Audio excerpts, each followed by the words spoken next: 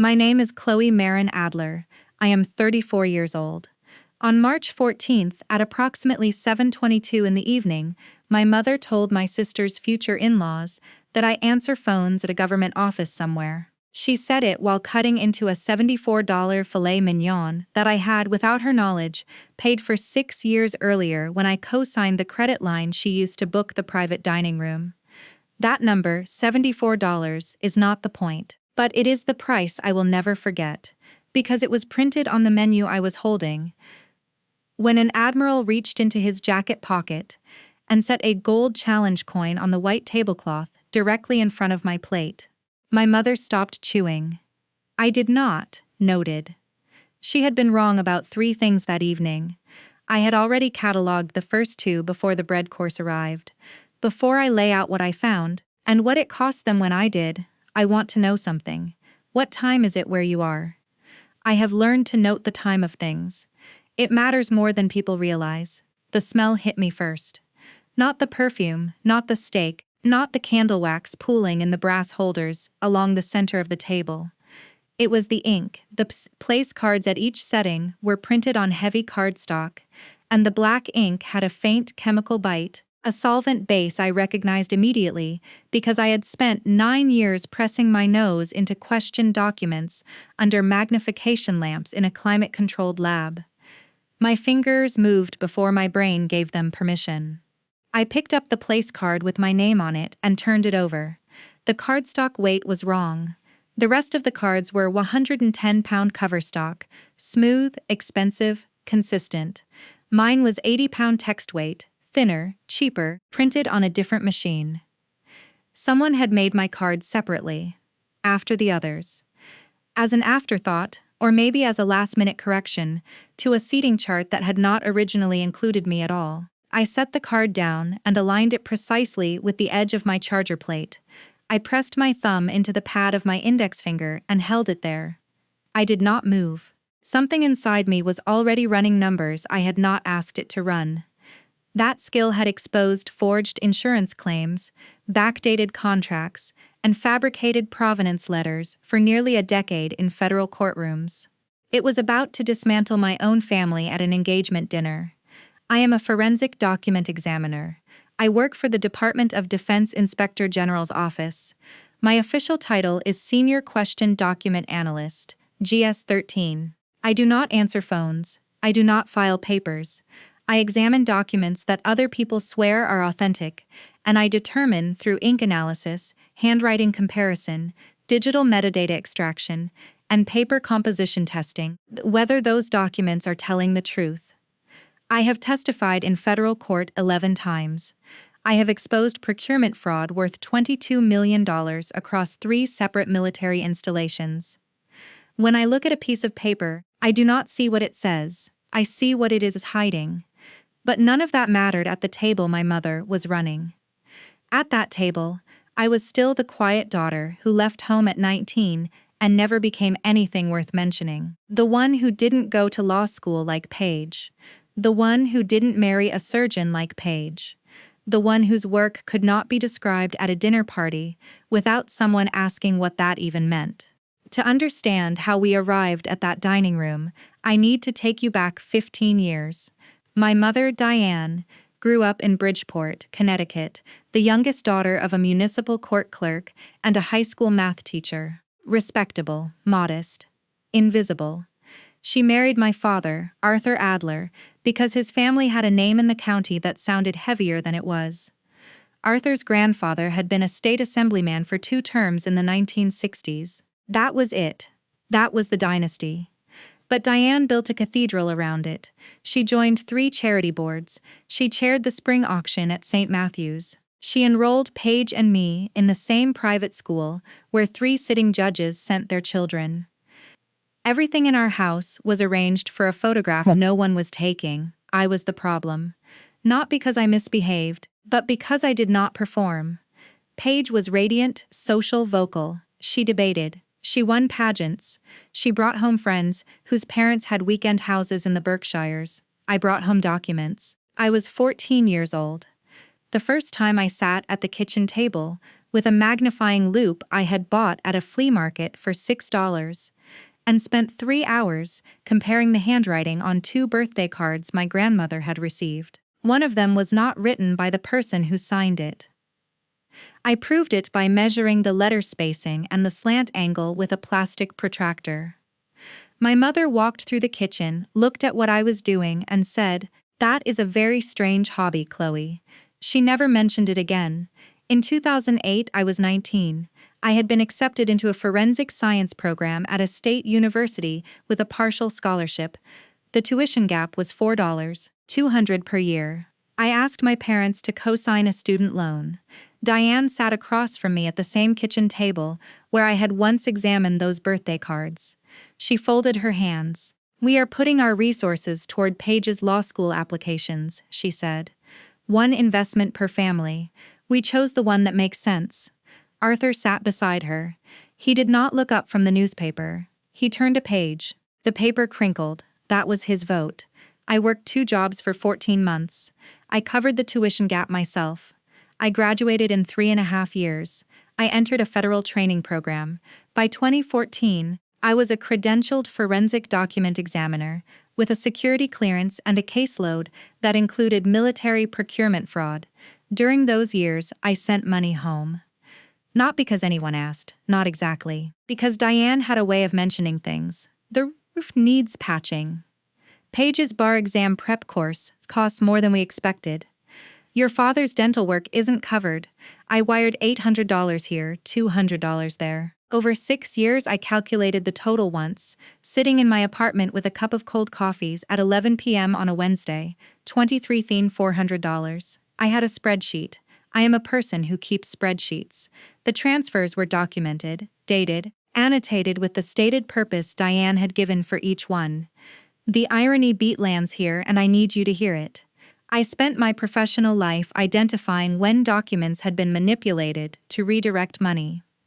I traced fabricated invoices and falsified requisition orders for a living. And I never once, not once in 6 years, verified whether the money I was sending home was actually going where Diane said it was going. That was the night the war truly began, though I did not recognize it as a war yet. In October 2019, I received a wedding invitation, not for Paige's first wedding, for her engagement party. Diane called me the same week. Her voice was honeyed and precise. "Paige is marrying into the Whitford Callahan family," she said. "Garrett's father is Robert Callahan. He's in defense contracting. This is the most important evening of your sister's life. Wear something appropriate. And Chloe, please don't talk about your little lab work. These people won't understand it." I said, "Understood." I hung up. I stared at the phone for 11 seconds.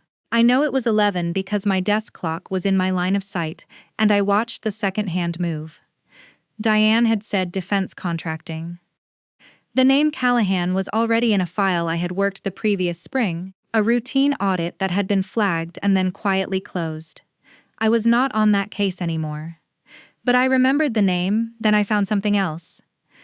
3 weeks before the dinner, I requested my own credit report. A routine annual check. What came back made the air leave my lungs. There was a credit card account I had never opened. A Visa with a $15,000 limit, opened in 2017, with my social security number, listing a Bridgeport, Connecticut billing address. Diane's address. The balance was $11,340. The charges were retail, travel, restaurant. None of them were mine. The application signature on the scanned document was close to my handwriting, close enough to fool a bank employee processing applications at volume. But the lowercase e was wrong. The loop closure sat 2 millimeters too high, and the exit stroke curved left instead of terminating straight. It was Paige's hand. I knew Paige's handwriting the way a radiologist knows a familiar fracture pattern. I had seen her writing on every Christmas card, every check endorsement, every note she had left on the kitchen counter for 20 years. Paige had forged my signature to open a credit line, and Diane's address was on the billing statement. Then I found something else. I pulled the wire transfer records I had kept, every payment I had sent home over 6 years. I cross-referenced the stated purposes Diane had given me against public records. The roof, she said, needed patching. No building permit filed in the county for that address in the relevant year. Paige's bar exam prep course. Paige had taken the bar exam in a state that offered a fee waiver she qualified for. Arthur's dental work, his insurance EOB statements, which I obtained through a records request after adding myself as an authorized contact during a visit 2 years earlier, showed full coverage for the procedures Diane had described. The $23,400 I sent home had not gone where I was told it went. I could not yet prove where it did go. But the credit card account in my name told the family's relationship with my money had never been what I was told it was. Then I found something else. And this is the one that made everything before it irrelevant. Not because it was worse, because it was first. I requested the metadata on the scanned credit card application from the issuing bank's fraud department, identifying myself as the account holder disputing unauthorized use. The PDF had been created on a home computer. The author field read D. Adler, Diane's computer. The document creation date was November 2016, 5 months before the account was officially opened. Diane had prepared the application. Paige had signed it. They had planned this together, on Diane's machine, half a year before the card was issued. I was not a daughter who sometimes got taken advantage of. I was a resource with a social security number. I printed everything. I organized it in a manila folder with tabbed dividers. I placed the folder in my work bag, and I drove 4 hours to the engagement dinner at the Hartwell Club in Bridgeport, wearing a $30 navy dress from a clearance rack and flat shoes that did not make a sound on the marble floor. The Hartwell Club is the kind of place where the walls are paneled in dark walnut and the menus do not list prices. Diane had chosen it because it was the most expensive private dining room in the county. She believed she controlled that room. She had selected the seating chart, approved the floral arrangements, and positioned herself at the head of the table beside Robert Callahan. 26 guests. Cloth napkins folded into sharp triangles. Brass candle holders reflecting off polished silverware. Diane's kingdom. I sat at the far end of the table, next to Grandma Lena, who was 81 years old, and using a cane she had owned longer than I had been alive. Lena squeezed my hand under the table when I sat down. Her grip was dry and firm. She did not say anything. She did not need to. Across the table, 2 seats from Raphael Salaton, sat a man I had not expected. Rear Admiral Peter Maddox, retired. He wore a charcoal suit and a navy tie clip. I recognized him because he had overseen the Procurement Oversight Board that had referred 3 of my cases for prosecution. I had never met him in person, but I had read his name on authorization letters dozens of times. His handwriting, too, I knew. Clean, deliberate, no wasted strokes. Robert Callahan asked politely what each family member did for a living. Diane took over before anyone else could speak. She went around the table. Arthur was described as a retired business consultant. Paige was a corporate attorney. When Robert's eyes reached me, Diane smiled with a warmth that was engineered to a decimal point. Chloe answers phones at a government office somewhere, she said. She waved her hand. Clerical work. She's very dependable. Arthur nodded. He sipped his wine. He did not correct her. I set my fork down. I placed both hands flat on the tablecloth. The linen was cold and starched, and I pressed my fingertips into it until the fabric held the impression of my prints. I sat completely still. I was not angry. The anger had been replaced by something quieter and more precise. I was mapping the room. I was counting exits. I was noting who had heard what Diane said and how their faces changed when she said it. Admiral Maddox set down his water glass. He tilted his head. He looked at me the way a person looks at a word they are trying to place. I watched him arrive at it. Adler, he said, not loud, conversational. Chloe Adler, you're the document examiner from the IG's office. You worked the Camp Ridley procurement case. 26 people stopped talking at the same time. The silence was so complete I could hear the candle flames pulling oxygen. Diane's hand froze on her wine glass. Her smile did not fall. It locked.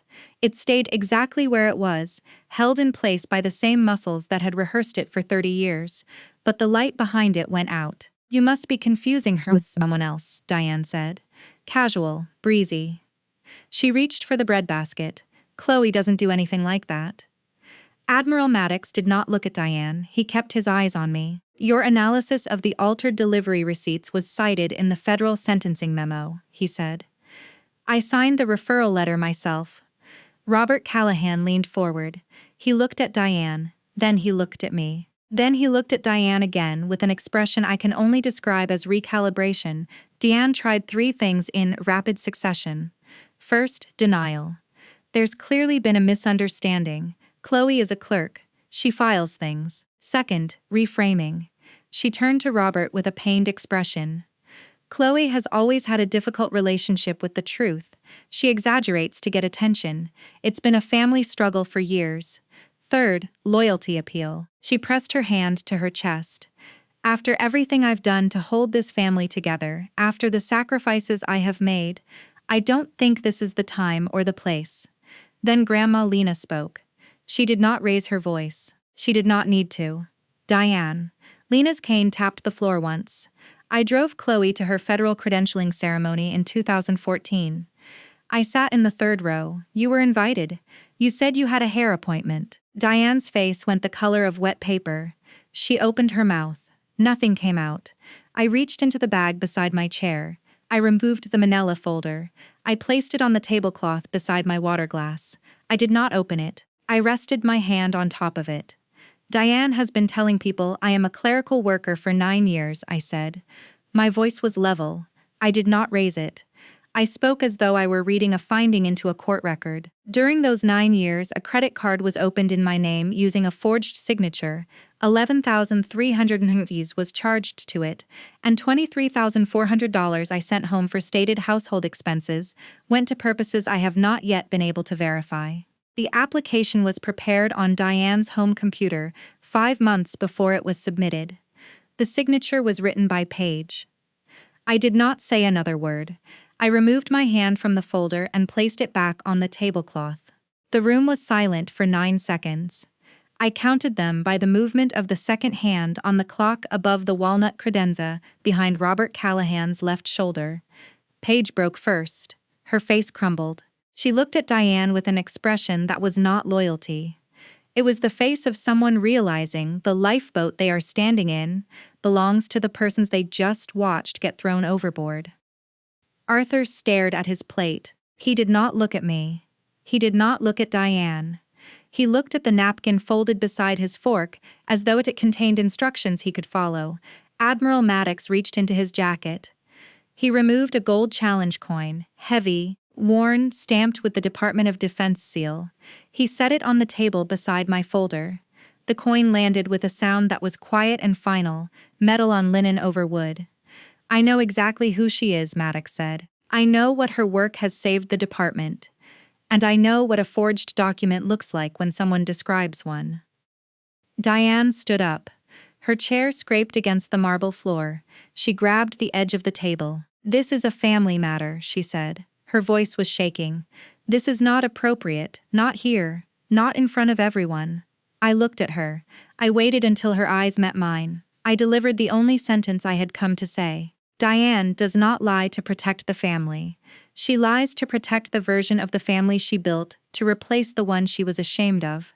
I did not elaborate. I did not explain. The sentence sat in the room like a document entered into evidence. It was not an accusation. It was a finding. Diane sat down slowly. She did not speak again for the rest of the evening. Paige excused herself from the table and did not come back for 20 minutes.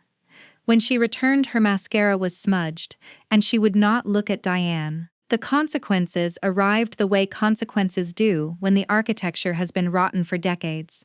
They came in layers over weeks and months, each one heavier than the last. I filed a fraud dispute with the credit card issuer. The investigation confirmed unauthorized use. The account was closed.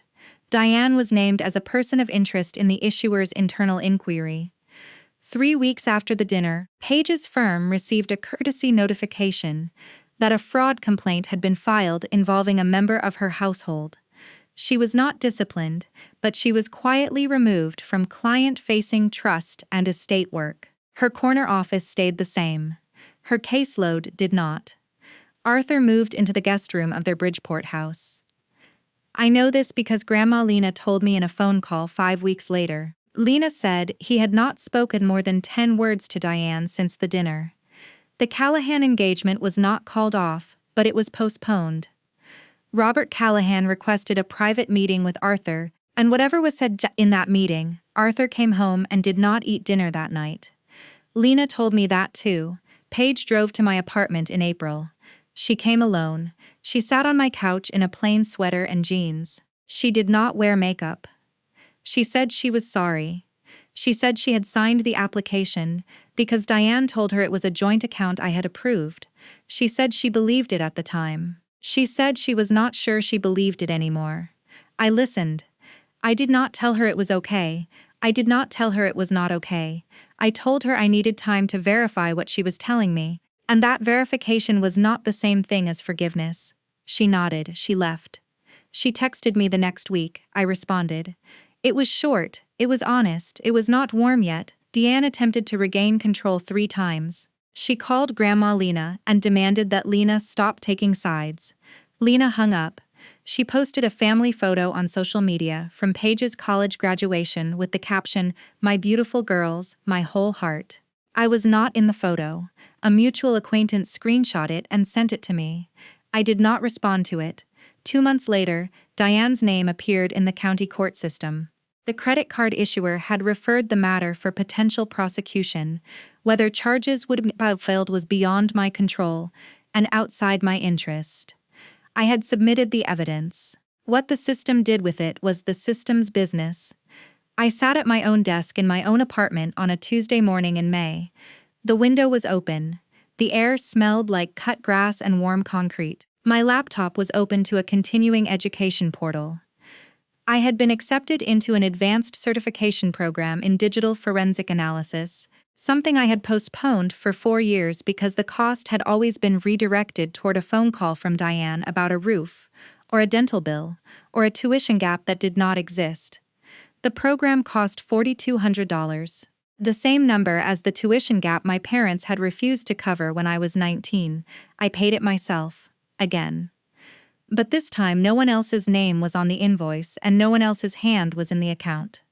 I picked up the menu from the Hartwell Club. I had taken it from the table that night. I do not know why. It sat on my desk beside my coffee mug, folded open to the page listing the filet mignon at $74. I looked at the number for a long time.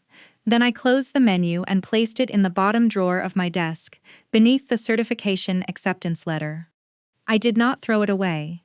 It is a document, and documents, I have learned, tell the truth long after the people who created them have stopped.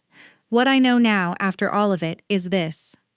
Silence is not neutral. Every person at that table who watched Diane describe me as a phone clerk and said nothing made a choice. They chose comfort over accuracy. They chose the smooth continuation of an evening over the correction of a lie spoken to their faces.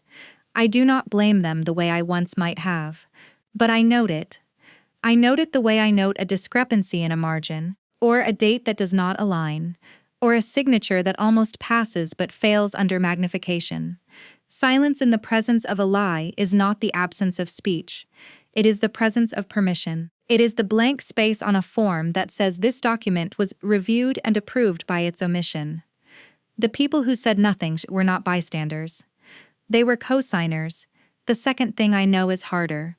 Boundaries are not walls. A wall keeps everything out. A boundary is a condition. It says, "This is what is required for me to remain in this room." Diane never understood the difference because she never needed to. She operated in a house where the conditions were hers to set and everyone else's role was to meet them. When I placed that folder on the tablecloth, I was not punishing her. I was stating a condition. The condition was accuracy. The condition was that my name, my work, and my money would no longer be misrepresented for someone else's comfort.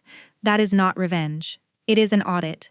And every system, no matter how old, no matter how loved, must survive an audit or admit what it has been hiding. When you watched it happen and stayed quiet, what were you protecting? Because it was not them. This story is a fictional narrative created for entertainment, education, and dramatic reflection. We hope it reminded you that your dignity is not negotiable, and that setting a boundary, even a painful one, can be an act of love for yourself and everyone the pattern would have reached next.